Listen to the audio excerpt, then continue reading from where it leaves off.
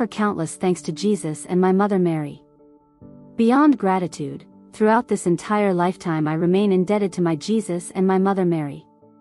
The first time I came here was in February. I am here to speak about the healing of my mother's illness. The first time I came here was in February.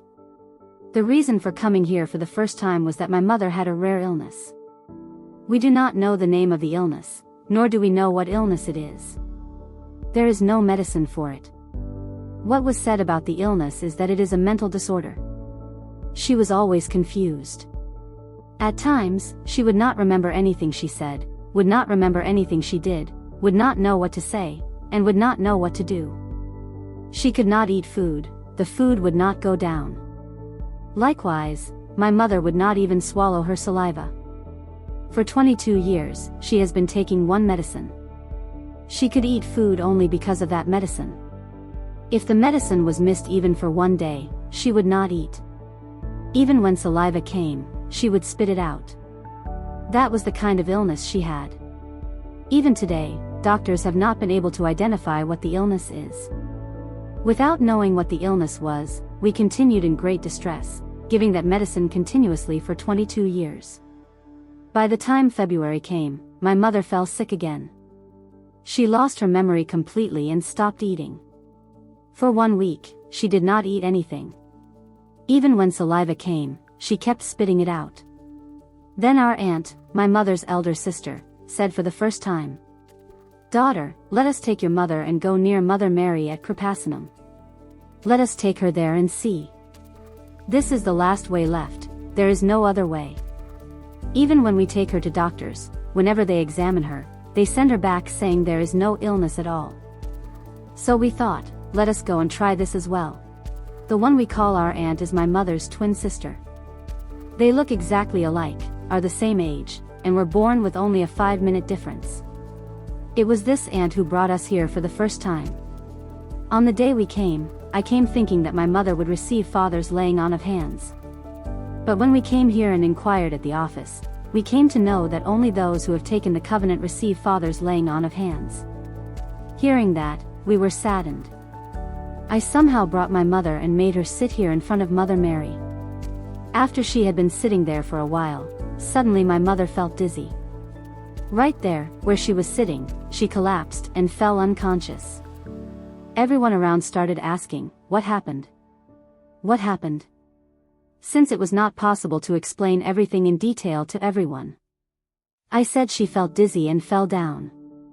Then a woman nearby gave me a bottle of water and said, "Child, give her water, give her water." At that moment my hands and legs were trembling, I did not know what to do. After about 2 minutes, my mother slowly opened her eyes and said to me, "Daughter, it feels like my illness has reduced. It feels like something has left my body." I could not understand what my mother was saying. I just told her, "Nothing like that, Mother. Pray." For about 5 more minutes. The two of us stood there together, both of us in tears, our eyes overflowing. Because this was the last option. There was nowhere else to go, no other medicine. Even the medicine she had been taking was no longer reacting in her body. After taking that medicine continuously, it had stopped working in her body. There was no other medicine. That was the last medicine. At that moment, my aunt said, "We have brought a packet of rice with us. Let us also take that. Maybe some miracle will happen." She said.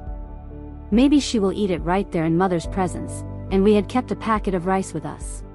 After the prayers were over, we moved aside and sat on the roadside.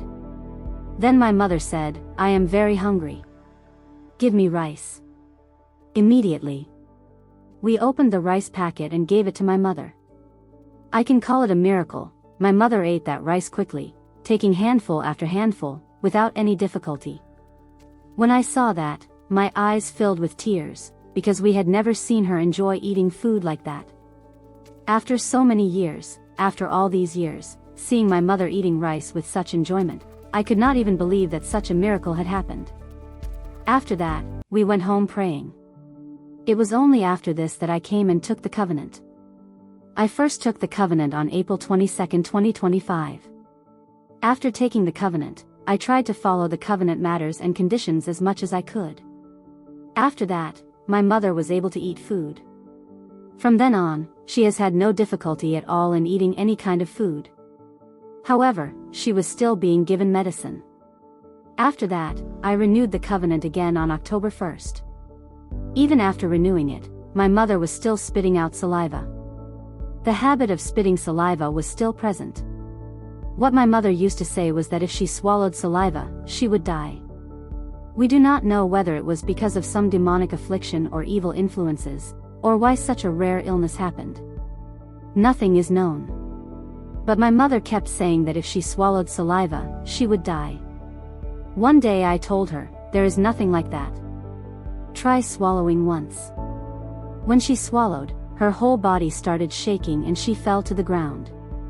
Then I understood that she was not doing it intentionally, she was unable to do it, and that is why she had not been swallowing. At that moment, we took a decision. A strong desire arose in my heart that my mother needed Father's laying on of hands. So we came here on the 3rd of this month, December 3rd.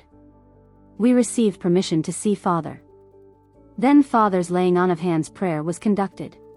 We came here on the 3rd and made my mother sit to the side.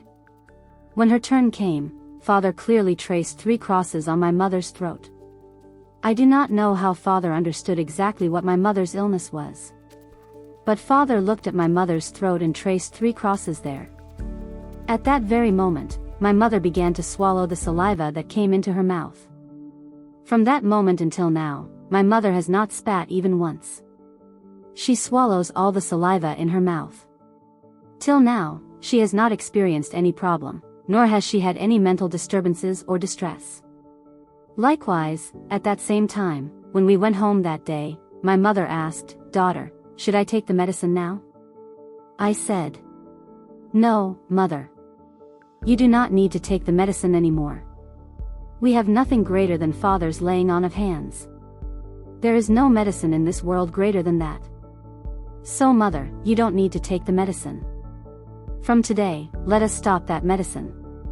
From December 3rd onwards, that medicine was stopped. From then until today, she has not taken that medicine. She is moving forward now without any medicine at all. Until now, there has been no problem. My mother is moving forward happily. If my mother Mary and my Jesus had not held our hands at that time, today our mother would never have been with us. How long can a person live without eating food? Not even 1 month is possible. If, in such a situation, my mother Mary had not held our hands, today, we would never have had the person we call our mother with us. Therefore, we firmly believe that this great blessing was given to us by Mother Mary and Jesus.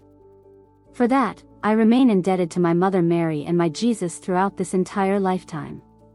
That is my first testimony. My second testimony is this: I was studying a course for a degree examination.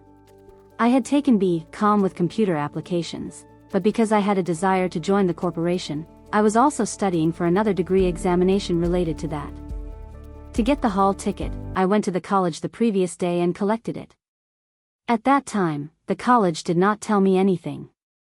They did not say that anything else was required. They simply handed over the hall ticket. The next day, my exam was at 1:30.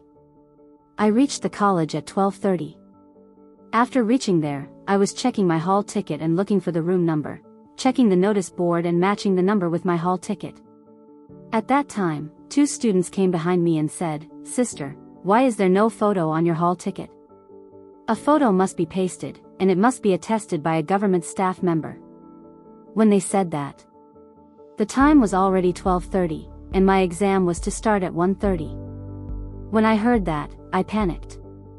I looked at other students' hall tickets, everyone had a photo pasted and attested. Only mine did not. Immediately, I ran to the office. I went there and asked the staff and the principal whether a photo and attestation were required, and whether I would be allowed to write the exam without it. They said that it was not possible. If there was no photo, I would not be allowed to write the exam. They said the photo must be attested, otherwise, would have to wait and write the exam only next year. At that moment, I was deeply distressed. My hands and legs were trembling, and I completely lost hope of writing the exam. I had gone well prepared, but when I suddenly heard this, I was shaken. I had no time, my exam was at 1:30. I did not have a photo with me, and there was very little time left. I needed to take a photo and paste it, but I did not have one. Trembling, I stood near the college gate, waiting for a bus to go to a place where I could take a photo. I stood there waiting for a bus to go to the photo studio, but not a single bus came. That route hardly had bus service. I stood there for nearly 10 minutes. Suddenly, an auto rickshaw came in front of me. At that moment, my heart told me to signal with my hand. I quickly signaled, stopped the auto, and stood in front of the driver. Seeing me standing there crying, with tears in my eyes and trembling, he asked, "What happened, child?" I told him that my exam would start at 1:30. That my hall ticket did not have a photo pasted or attested, and that I would not be allowed to write the exam without it. He told me, "Get in." I quickly got into the auto rickshaw. He took me straight to a photo studio. I took the photo there, and within 5 minutes, they quickly gave me 4 photos. At that moment, I did not have money to pay. I had gone out carrying only my bus fare. I had no other money with me. The person at the studio said, "You can pay later." That brother too said, "Pay after you finish your exam. You can come back and pay," which is another blessing. From there, I went straight to a government school. At the government school, I got the photo attested by the principal. Then the same auto driver brought me back and dropped me near the college gate before 1:15 and took me right up to the exam hall. What can I say? I wrote that exam with joy. I had thought that I would have to return without writing the exam. I never imagined that so many things could happen before 1:30. That route is one where even buses rarely come. Sometimes you have to wait for an hour for a bus. It is a place where you cannot even get an auto easily. I fully believe that my mother Mary came before me in the form of that auto driver. My mother knew even better than I did what I needed, and she came and did everything for me. I firmly believe that if my mother Mary had not come there at that moment, I would never have been able to write that exam. I always believe it as a great blessing given to me by my mother Mary. That is my second testimony. If I speak about the third one, it is about a drainage pipe at our house. The drainage pipe runs under the road, along the side of the main road where people pass. That pipe got blocked once. When it got blocked, the dirty water started flowing out onto the road. People came to our house and said, "It seems your pipe has burst. There is a terrible smell." They said, "We need to walk through this road. You must fix this drainage problem as soon as possible." We did not even know that our pipe had burst. It was only when people came and told us that we came to know it was our house pipe. That very day, my father asked several people to fix it. But since it was a drainage pipe, everyone said that municipal permission was needed. Because of that, no one was willing to come forward to do the work. We were distressed and prayed to Mother Mary. When we asked one man, he agreed to come. The previous night, we had prayed with the blessed salt, crying before Mother Mary, saying, "Mother, please let it be fixed tomorrow itself. Otherwise, people would keep coming to our house and complaining that they cannot walk or even stand on the road because of our pipe." After praying with the blessed salt in that place, next day, a man came and said, "We will fix this, there is no problem." That man was not afraid.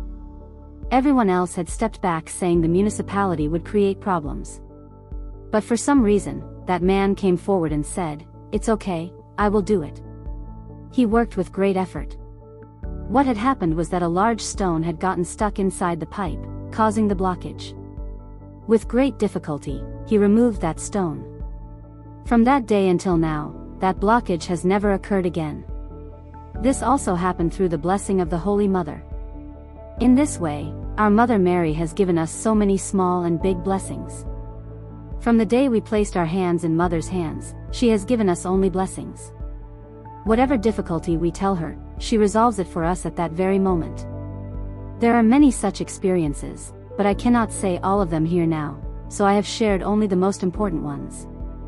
Our mother is always with us, holding our hands and leading us every day. We move forward each day calling upon our mother again and again. I remain indebted throughout this lifetime to my Mother Mary and to the Holy Son. 1,000 thanks, a crore thanks, for giving my mother back to us. 1,000 thanks, endless thanks, I offer to Mother Mary. Likewise, to say a few words of thanks by my mother. I do not know how I should thank her. Every day, I sit and pray to my mother.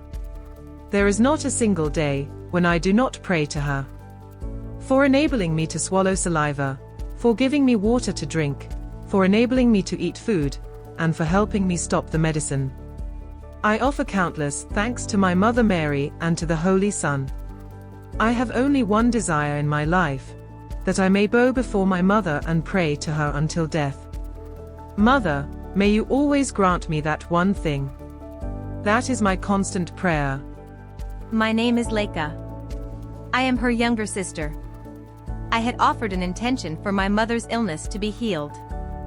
Now that my mother's illness has been healed, the medicine has been stopped, and she is able to eat well, I offer crores of thanks to Jesus and Mother Mary.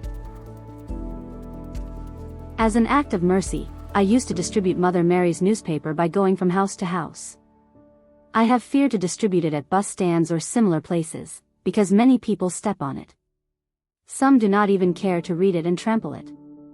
When I saw that, it caused me great pain. So sometimes I would take the newspaper back and place it somewhere safe where no one would step on it. Therefore, I give the newspaper by entering homes and placing it directly into people's hands. While distributing it, I also share about my mother's healing and what happened. In the same way, if anyone stretches out their hand to me, I give whatever money I have with me at that time. Whatever little I have, I give. In this way, I have also been able to grow a lot spiritually. In the beginning, my mind was extremely troubled. We lived with a deeply wounded heart, always filled with sorrow because of my mother's condition. My mother's illness began when I was in the 5th standard. From that time onwards, I grew up seeing this illness every day until now.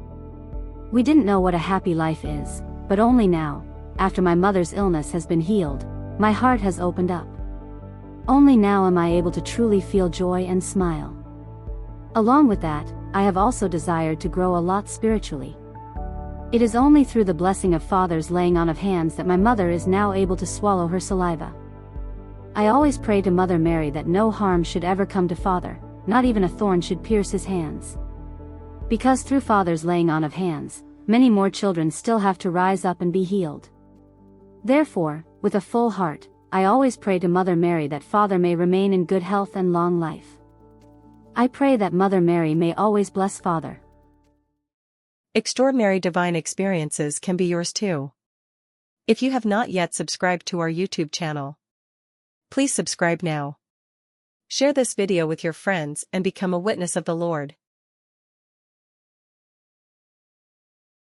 Also, to watch more content, check out the website kreupasanamtestimonies.com.